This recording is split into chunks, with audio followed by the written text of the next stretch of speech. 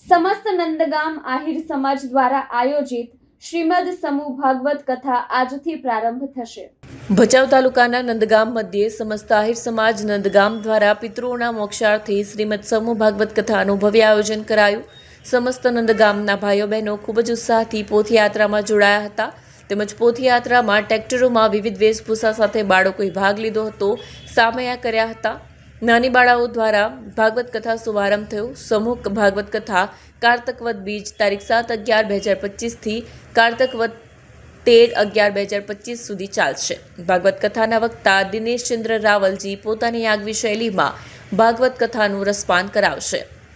આજના પ્રથમ દિવસે સૌપ્રથમ પોથયાત્રા ગામમાં નીકળી હતી, ત્યારબાદ પધારેલા સાધુ સંતો દ્વારા ભાગવત કથા સ્થળે દીપ પ્રાગટ્ય કરી ભાગવત સપ્તાહ જ્ઞાન યજ્ઞનો પ્રારંભ કરવામાં આવ્યો।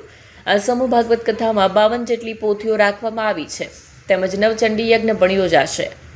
ભારાપર જાગીરના મહંત ભરત નાડા, પાકડસર જાગીરના મહંત કૃષ્ણનંદ બાપુ, મહાદેવ બાપુ તેમજ રાજકીય આગેવાનોમાં ગાંધીધામ મત વિસ્તારના ધારાસભ્ય માલતીબેન માહેશ્વરી, કચ્છ જિલ્લા પંચાયત જનકસિંહ જાડેજા, આહિર સમાજ આગેવાનમાં કચ્છ પાટણ આહિર સમાજના પ્રમુખ તેજાભાઈ કાનગડ, દિનેશભાઈ કઠારિયા, સાવજ ડેરી, વલમજીભાઈ હુંબલ, બાબુભાઈ હુંબલ, સામજીભાઈ કાનગડ, વી.કે. હુંબલ સહિતના આગેવાનો ઉપસ્થિત રહ્યા હતા। ભાગવત કથામાં પધારેલ મહેમાનોનું સન્માન નંદગામની દીકરીઓએ કર્યું હતું।